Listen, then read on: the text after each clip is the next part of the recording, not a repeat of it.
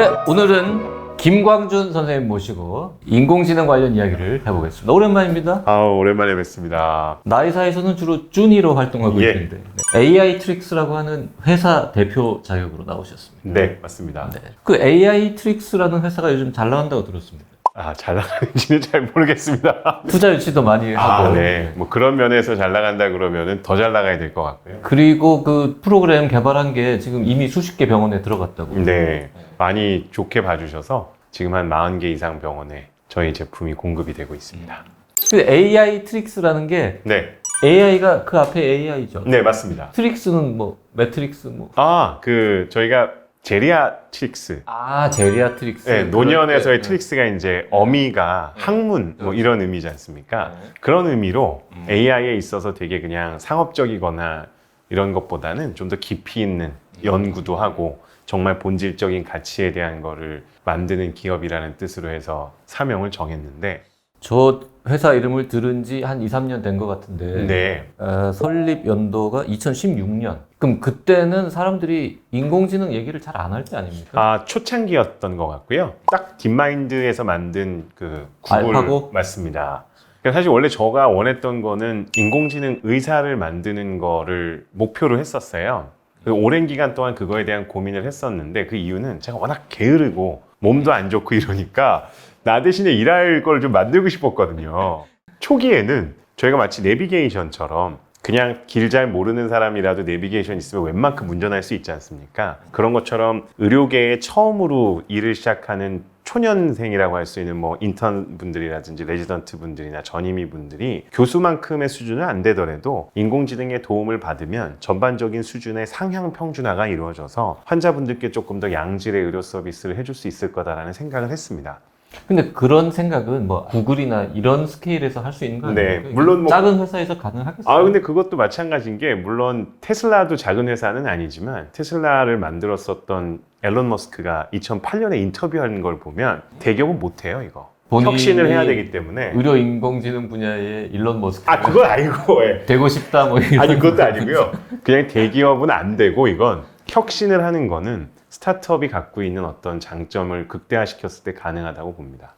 지금 보니까 중환자실 환자한테 뭔가 이렇게 집중하는 맞습니다. 수많은 그 의학 분야 중에 뭐 하나를 아이템을 잡은 것 같아요. 뭘 잡은 겁니까? 저희는 범위를 나눈다 그러면 CDSS라고 하는 새로운 분야, 즉 저희가 뭐 진단도 있고 치료도 있고 그렇다면 CDSS라고 해서 Clinical Decision Supporting System, 즉 임상 진료 지원 시스템이라 그래서 의료진이 환자를 진료하는 거를 도와주는 소프트웨어를 개발하는 게 주된 목표입니다.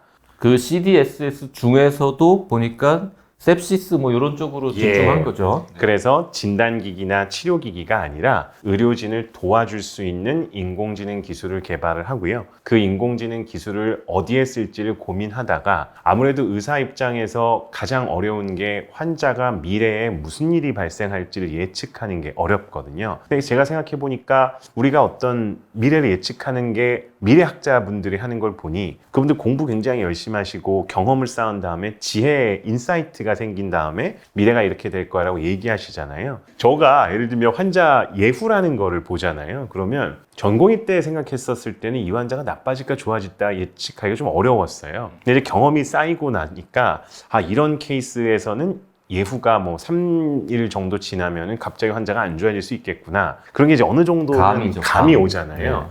근데 이 감이라는 게 제가 공부했었던 지식하고요. 경험을 토대로 해서 나오는 건데 인공지능은 이 경험은 없더라도 지식이 수준이 엄청 늘어날 수 있겠더라고요. 즉 간접 경험이 직접 경험을 압도할 수 있는 수준의 양을 제공을 해주면 경험을 못한 거라도 예측은 할 수 있겠다는 생각이 들었었습니다.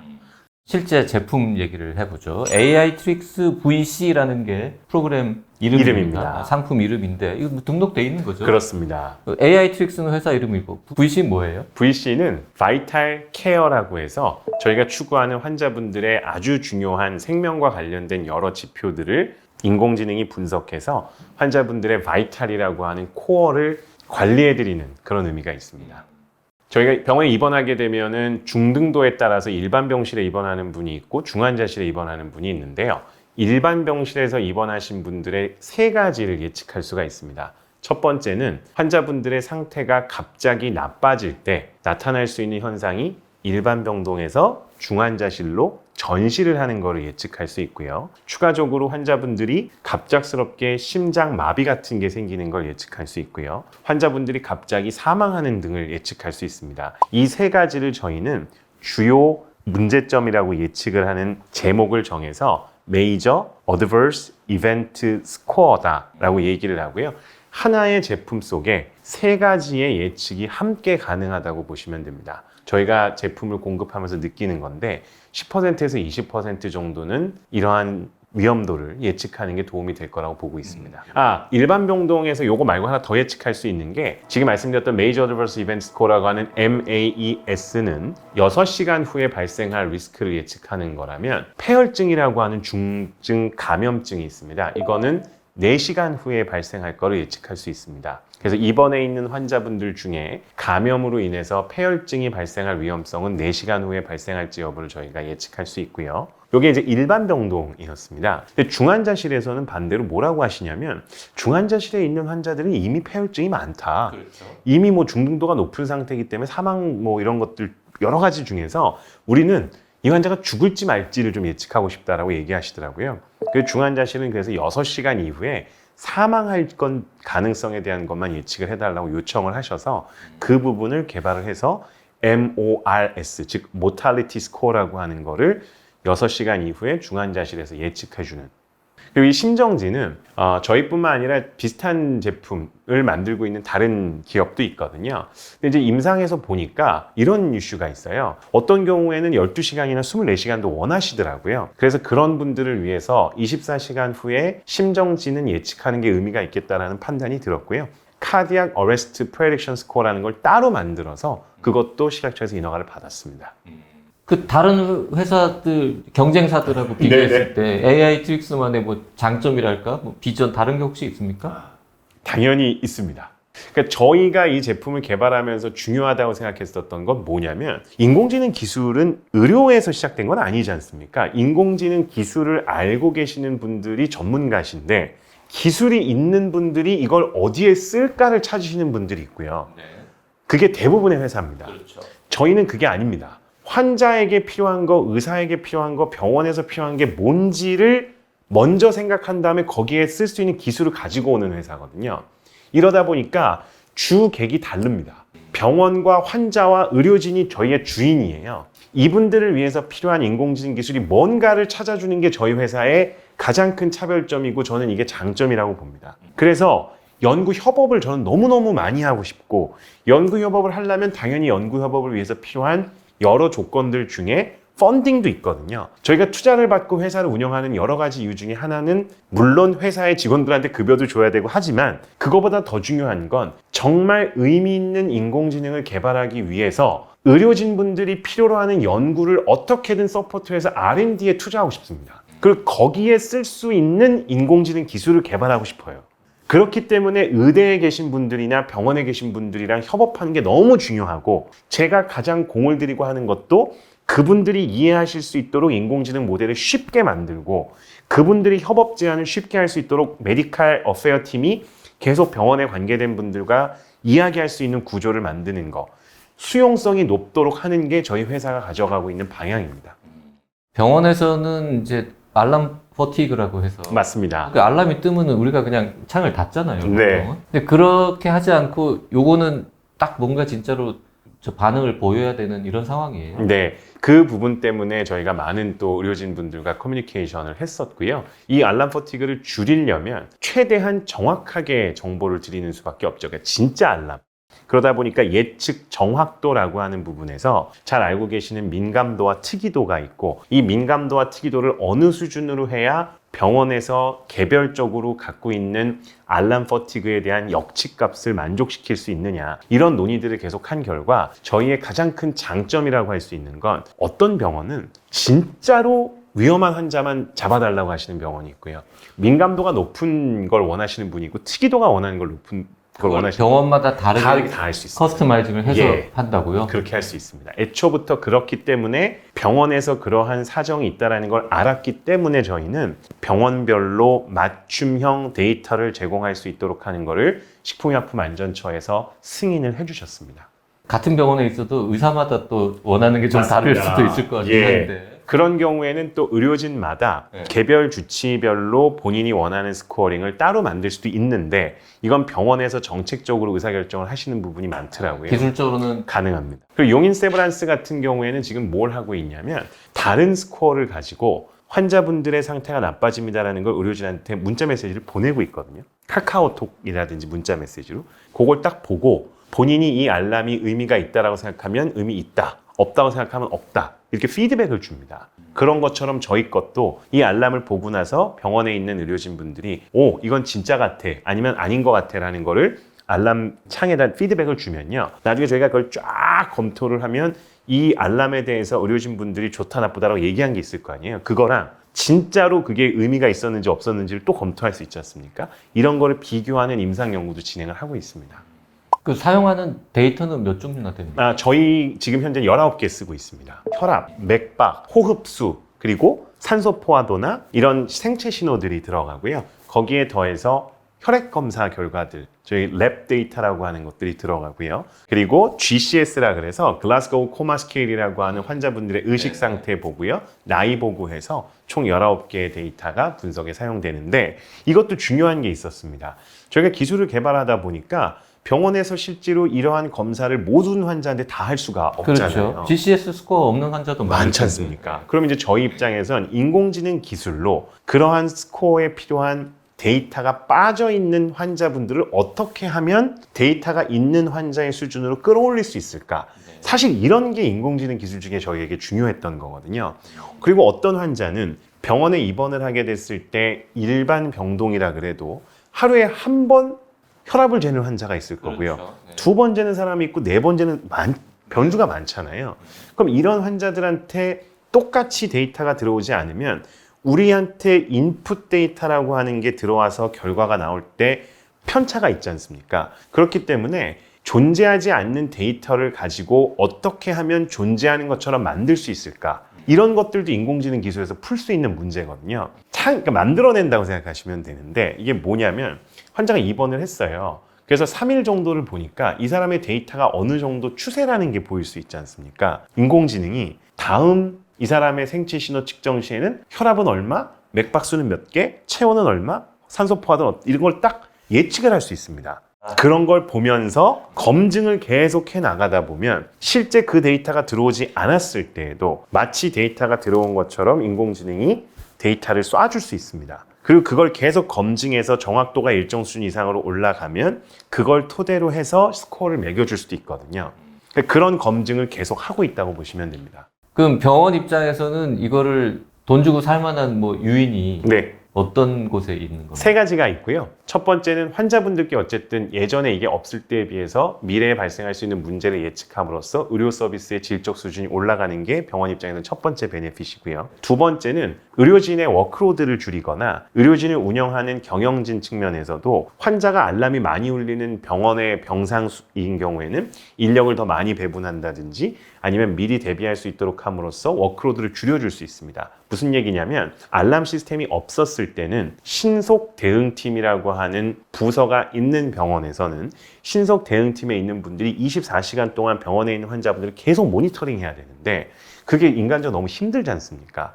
그러니까 컴퓨터가, 인공지능이 모니터링을 대신해주고 있는 겁니다. 그러다가 알람이 울렸을 때만 그 신속 대응팀이 액션을 취할 수 있게 함으로써 업무에 있어서의 워크로드를 줄여주고 업무를 좀 더 효율적으로 할 수 있게 해주는 게 두 번째입니다. 뭐 어떤 병원장님이 볼 때는 이게 뭐 병상 가동률이 뭐 높아진다거나 예. 결과적으로 뭐 아니면은 인건비가 조금 절감된다거나 이렇게 이제 막연할 것 같거든요. 그 다음에 세 번째는 세 번째가 돈입니다. 세 번째 돈은 네. 좀 더 확실한 게 있어요. 이건 명확하게 저희가 신의료기술 평가 유예라는 거를 받아서 병원에서 실질적으로 사용을 하면서 환자분들께 비용을 청구해서 받을 수 있게 돼 있습니다. 예시를 들면 저희 제품 같은 경우에는 환자분들한테 병원에서 청구를 하는 금액이 있으면 그 금액을 병원에서 가져간 다음에 저희에게 일정 부분을 떼서주는 형태라고 보시면 됩니다.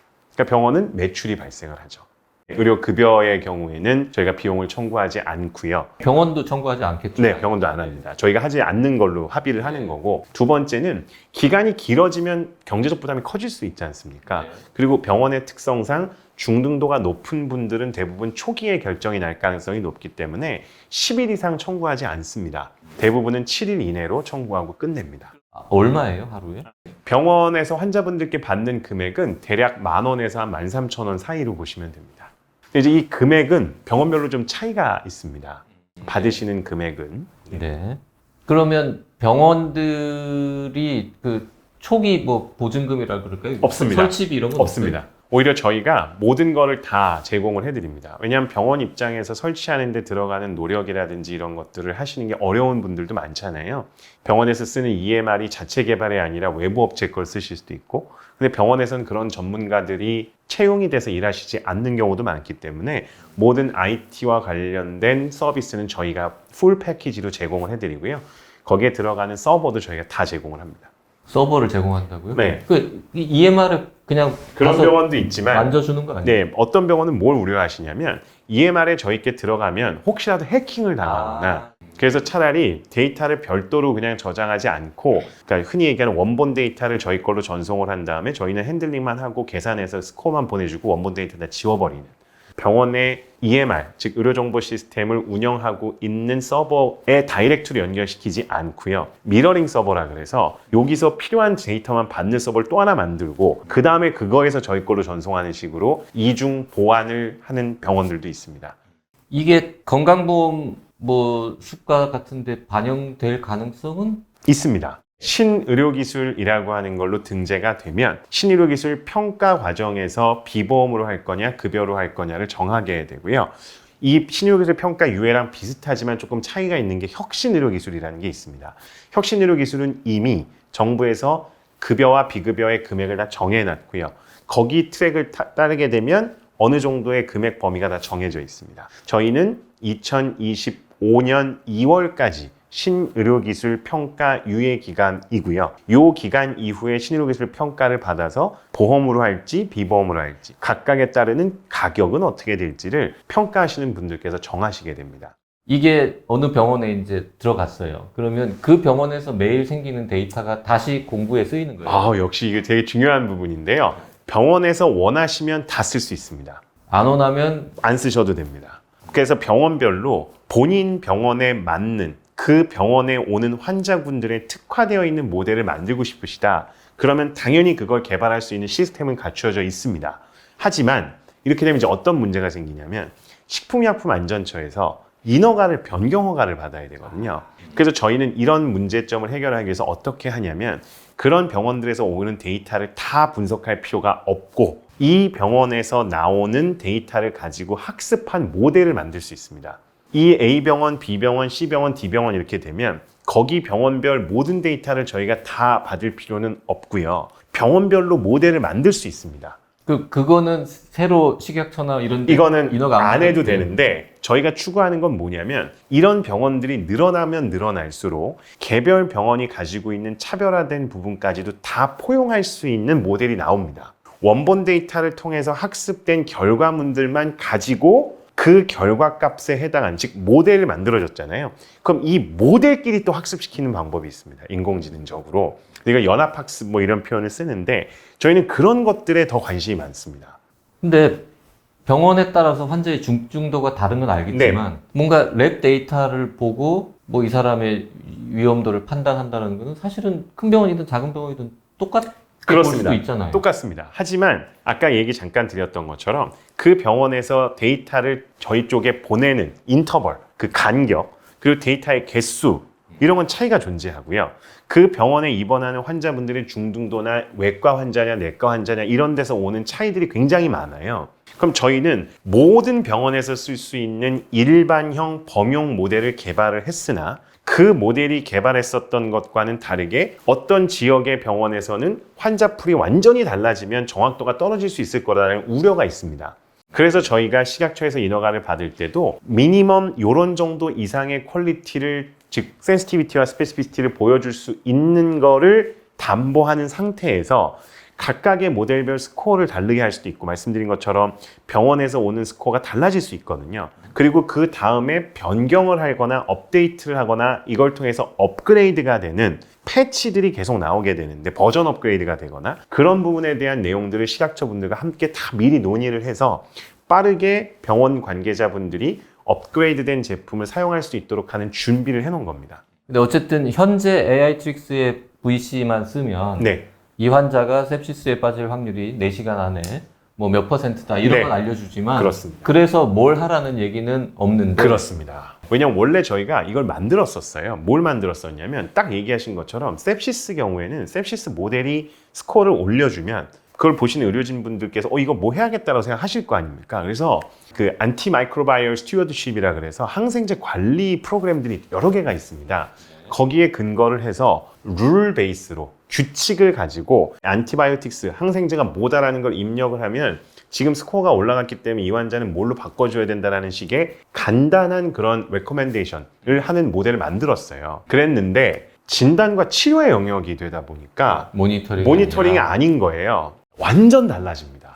그리고 그거를 수용할 수 있느냐 없느냐도 굉장히 큰 문제다 보니까 저희가 인허가를 받는데 이게 거의 4년이 걸렸거든요. 그럼 4년 동안에 식품의약품안전처 분들과 논의를 해서 이제 인허가를 받았는데 여기에 그런 것까지 들어가게 되면 이게 몇 년이 될지를 도저히 예측할 수가 없어요. 그건 이제 굉장히 힘들죠. 사실 그 CDSS 뭐 전반적인 문제이기도 하지만 그 인공지능에서 항생제를 바꾸라고 레코멘드 했는데 따를 거냐? 안 따랐는데 환자가 돌아가셨어요. 예. 혹시라도 소송 들어오면 그렇습니다. 왜 안 바꿨니 하면은 황당해지죠. 그렇죠. 이걸 저희는 수용성이라고 하는 걸로 해석을 하는 거고요. 병원과 의료진의 인공지능에 대한 수용성이 일정 수준 이상 올라갈 때 그거에 맞춘 프로그램들을 저희가 제공해야 된다. 즉 너무 빨리 공급해도 문제가 되고 너무 늦어도 가치가 떨어지니 적절한 수용성이 있을 때 적절한 아이템을 공급해야 되고 저희는 그 적절한 시점에 맞춘 파이프라인을 미리 준비해 놔야 되니까 병원과 의료진 분들이 원하는 것들을 미리 생각을 해서 개발을 하고 있습니다. 미래에 그럼 뭘 할 거냐? 제가 생각했을 때 1단계는 센서와 융합이 돼야 된다고 봅니다. 웨어러블 디바이스라는 게 나와서 웨어러블 디바이스의 정확도가 일정 수준 이상 올라가면 지금 저희는 병원에서 오는 데이터를 가지고 병원에서 스코링을 제공하고 있는데 결국에 점점 의료 시스템이라는 게 나중에 에이징 소사이어티로 가면 재택의료나 요양병원에 대한 게 많아질 수밖에 없다고 보거든요. 네. 그러면 하드웨어인 디바이스들과 결합되거나 웨어러블 디바이스와 결합돼서 인공지능 소프트웨어가 활용이 돼야 된다고 생각을 하고 그걸 위해선 저희가 해야 될 게 뭐냐면 인베디드, 그러니까 온 디바이스, 마치 갤럭시 전화기에 AI 탑재된 것처럼 여러 웨어러블 디바이스가 결국은 인베디드 형태로 AI가 들어가야 된다고 생각을 합니다. 그래야 확장성이 넓어지고요. 병원뿐만 아니라 요양병원이라든지 집에서도 이 제품을 쓰실 수 있게 되고 그게 결국에 환자분들의 관리에 있어서도 도움이 된다고 생각해서 그게 일단 첫 번째에 저희가 추구하는 방향입니다. 가능합니까? 기술적으로? 제가 봤을 때는 뭐 얼마든지 가능하다고 생각하고 있는 게 하면 할수록 인공지능이 갖고 있는 한계가 예전에 이렇게 만들 수밖에 없었던 이유는 말씀드린 수용성 문제도 있고 데이터를 만드는 것 여러 가지가 있잖아요. 그때 인공지능 기술 자체의 한계는 점점 높아가는 예를 것 들어서 같아요. MI 예측을 한다 그러면 뭘 봐요? 우리가 그 무슨 코로나리 아테리 직경을 늘 재고 있을 수는 없을 거니까. 그렇죠. AI트릭스 바이탈케어 ER이 있어요. 응급실에 쓸 수 있는 모델을 개발하고 있는데 거기에서 딱 이야기하신 것처럼 CKMB의 수치를 쭉 체크를 해서 그 수치가 어떻게 변화에 따라서 이 환자가 실제로 심근경색이 오냐 안 오냐 이런 것들을 예측할 수 있거든요. 해보니까 이게 되는 겁니다. 이제 예전엔 이런 게 안 됐어요. 뭐 어쨌든 인공지능이 의료 분야에 뭐 굉장히 다양하게 쓰일 거다라는 얘기는 뭐 그동안 많이 듣긴 했는데 오늘 뭐 김광준 대표랑 얘기를 하다 보니까 조금 더 이렇게 뭔가 내 손에 닿는 것 같고 구현이 좀 가까이 와 있다 이런 느낌도 들고 그렇네요. 오늘 재밌는 이야기 감사합니다. 너무너무 감사합니다.